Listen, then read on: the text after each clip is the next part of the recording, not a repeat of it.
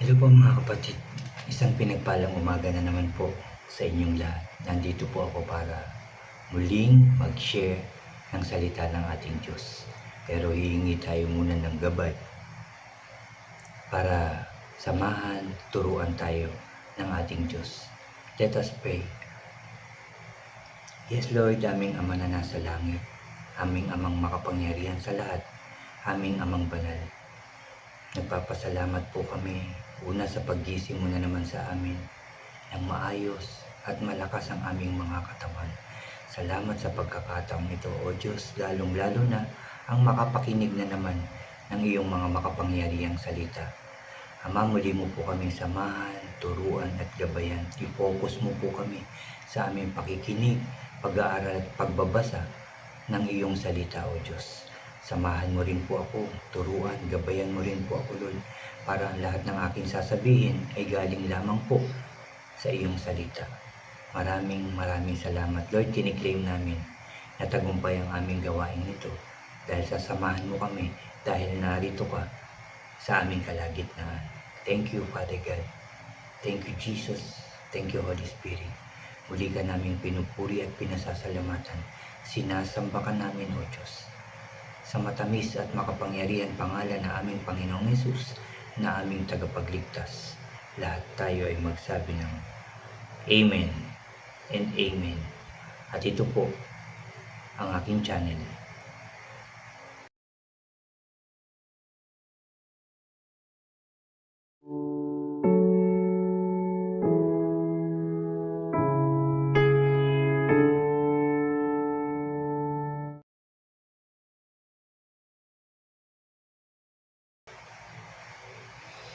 Hello po ulit mga kapatid. Ulitin ko lang, isang pinagpalang umaga po sa inyo at sa ating lahat mga kapatid. Bago po ako mag-umpisa ng aking sharing, invite ko lang yung mga bago dyan sa aking channel na mag-subscribe po kayo. Paki-like and share nyo po ang aking mga videos at paki-click din po ang notification bell para lagi po kayong updated sa mga bago at iba ko pang i-upload. Salamat mga kapatid, salamat po. Mga kapatid, ang aking i-share sa inyo ay isa na namang tao dito sa Biblia na siya ay taong malakas, mahaba ang buhok. Siyempre, yung power niya nanggagaling sa ating Diyos. Kilala niyo na po ba siya kung sino? Siya po si Samson. No? Siya po si Samson na pinalakas ng ating Diyos. Si Samson ay itinalaga para sa Diyos na maging Nazarin. Nagpakita ang anghel ng Diyos sa kanyang nanay. Siya ay hindi pa nagkakaanak. Kaya sabi sa kanya, wala ka pa ring anak hanggang ngayon. Pero hindi magtatagal, magkakaroon ka na ng anak, sabi ganyan, na lalaki. Samson ang ipapangalan mo.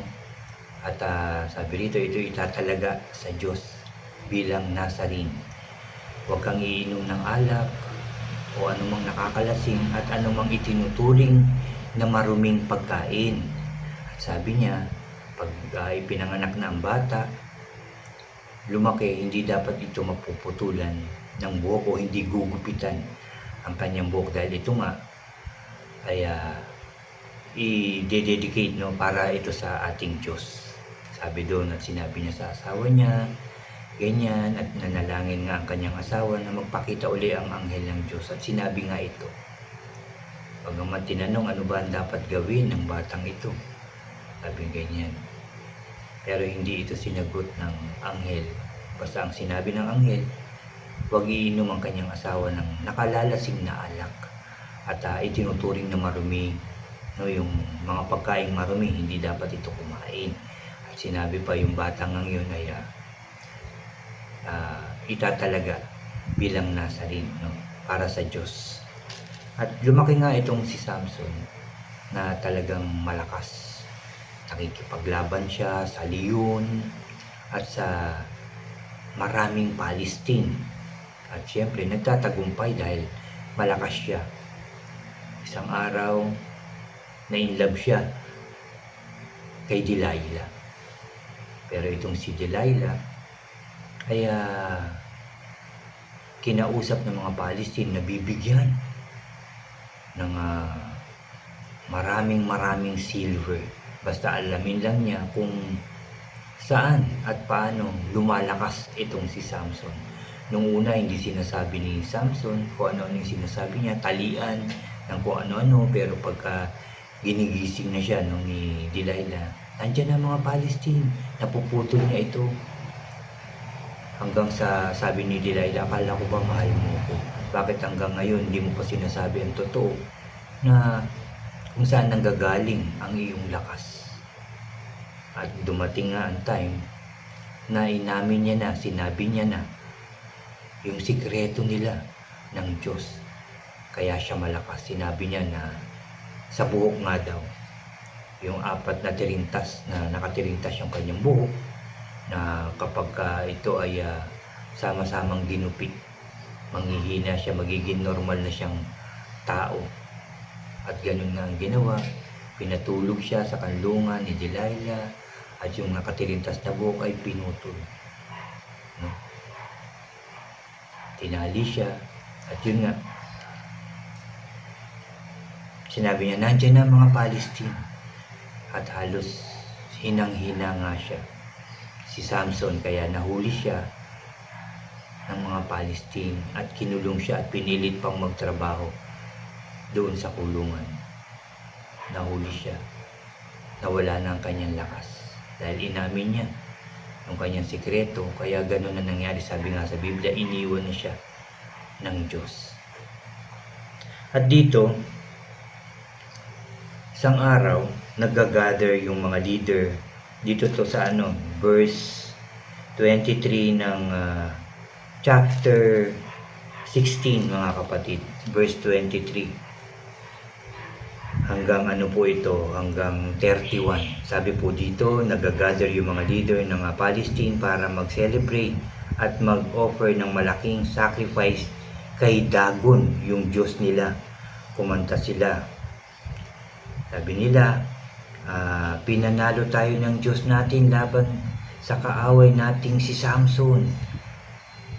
Pagkakita sa kanya ng mga tao, pinuri nila ang Diyos nila. Binigay na sa atin ng Diyos ang kaaway natin, ang sumira ng ating bayan at pumatay sa marami sa atin. Nagkakasiyahan nga sila at ang sabi pa nila, dalhin nyo dito si Samson para ma-entertain tayo. Kaya nilabas nila si Samson sa kulungan, pinagkatuwaan at pinatayo sa pagitan ng mga poste. Tapos sinabi ni Samson sa binatang nagagay sa kanya, ipahawak mo sa akin yung mga haligi nitong temple. Gusto ko nga sumandal dun. Sabi dito, punong-puno ng mga tao yung temple. Mga lalaki, babae, nandun din ang lahat ng leaders ng Palestine na halos 3,000 na lalaki at babae yung nasa may rooftop. Pinanunod si Samson at pinagkakatuwaan nila. At verse 28, tumawag si Samson kay Lord. Sabi niya, Lord God, please, pansinin mo ulit ako.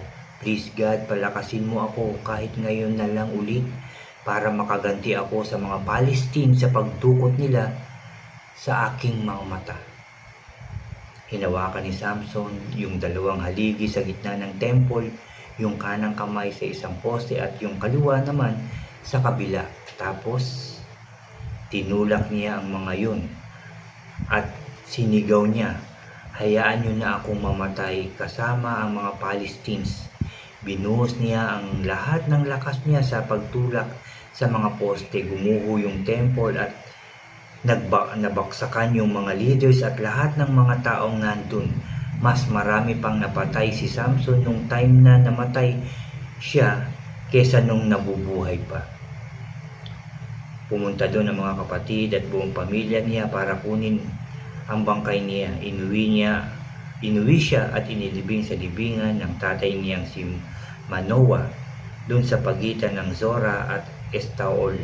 Naging leader siya ng Israel sa loob ng 20 years. No?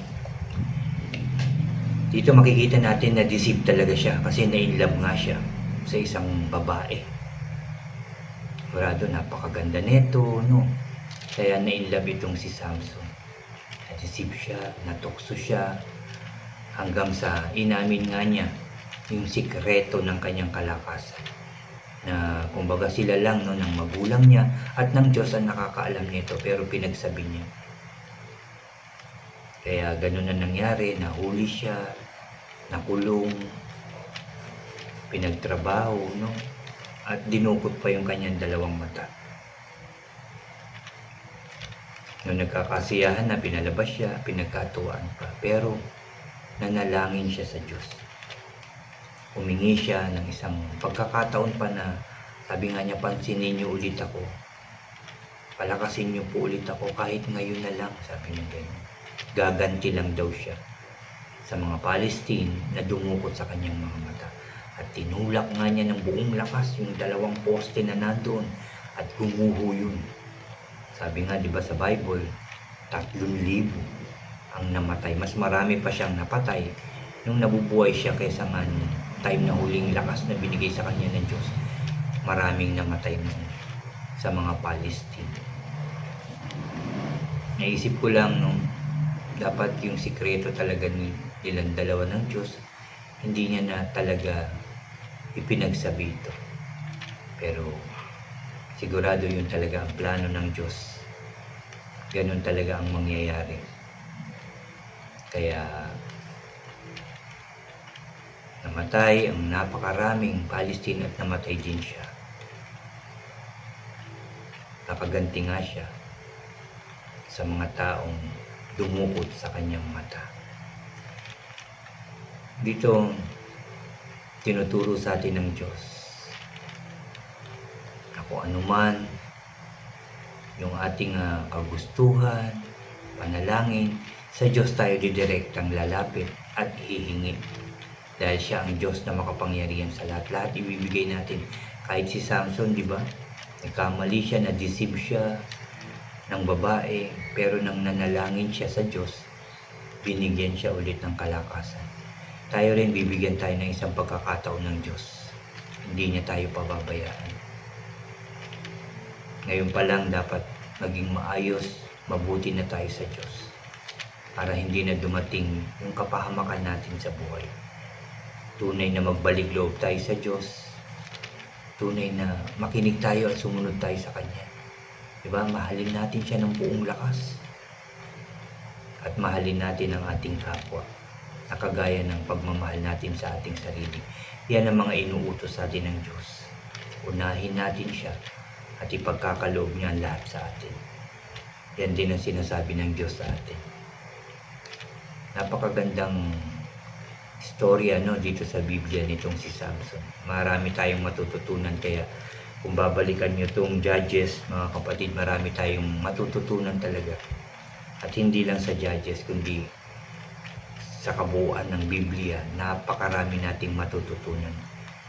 Napakarami nating malalaman tungkol sa mga himala at kamanghamanghang ginawa ng Diyos. At siya rin ay kikilos at gagawa sa atin ng mga yan kung tayo'y magtitiwala sa Kanya, kung tayo magbabalik loob sa Kanya, maglilingkod ng tapat sa Kanya.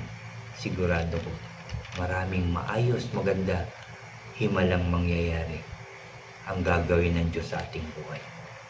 At yan po ang aking sharing ngayong umagang ito. Ulitin ko lang mga kapatid na dito nga sa chapter 16 ng Judges, at ang binasa ko po ang verse 23 hanggang 31, at ito po ay may pamagat na ang pagkamatay ni Samson. Maraming salamat sa salita ng ating Diyos, at maraming salamat sa pagsama niya sa atin, at maraming salamat sa pakikinig nyo na naman ng aking sharing ngayong umagang ito. I believe marami tayong natutunan at maidadagdag na isa sa buhay nating salita ng ating Diyos. Tayo ay muling mananalangin mga kapatid. Muli niyo po akong samahan. Dahil I believe nakikinig ang Diyos sa atin ngayon. Magsiyo po tayo. Yes, Lord Father God in heaven, muli ka namin pinupuri, pinasasalamatan, sinasamba ka namin. Salamat, Father God. Salamat, Lord, sa iyong mga salitang aming napakinggan. Muli mo kaming tinuruan. Muli mo kaming pinaalalahan na magtiwala sa iyo, umasa sa iyo, manampalataya sa iyo. At hindi mo kami pababayaan at iiwanan. Thank you, Father God, sa katagumpayan ng aming gawain ito. Salamat at sinamahan mo kami, Lord. Salamat at tinuruan mo na naman ako, O Diyos. Salamat po. Tagumpay ang gawain ito, Lord. Salamat, Lord. Salamat, Jesus. Salamat, Holy Spirit. Thank you din, Lord God, sa iyong kabutihan at pagmamahal sa amin. Dahil everyday, may salita mo pong kaming nababasa. Salamat po sa pagkakataong yung binibigay mo sa amin. I pray na maisabuhay namin ang lahat ng iyong mga salita, O Diyos. Magawa namin ang lahat ng iyong pinag-uutos, O Diyos. Sa pangalan ng aming Panginoong Hesus. Maraming salamat po. Salamat po sa lahat ng biyaya, O Diyos. Salamat po sa kalakasan, O Diyos. Salamat po sa katagumpayan ng aming buhay. Salamat sa iyong pagmamahal sa amin lahat. Thank you, Lord. Thank you, Jesus. Thank you, Holy Spirit. Salamat po. Salamat po. Pinupuri ka namin, pinasasalamatan, sinasamba ka namin. Sa iyo lamang ang pinakamataas na papuri at pagsamba sa tanging pangalan ng aming Panginoong Hesus. Lahat tayo ay magsabi ng Amen and Amen and Amen po. Salamat. Salamat dahil narinig ng Diyos ang ating panalangin. God bless po sa inyo lahat at God bless po sa ating lahat.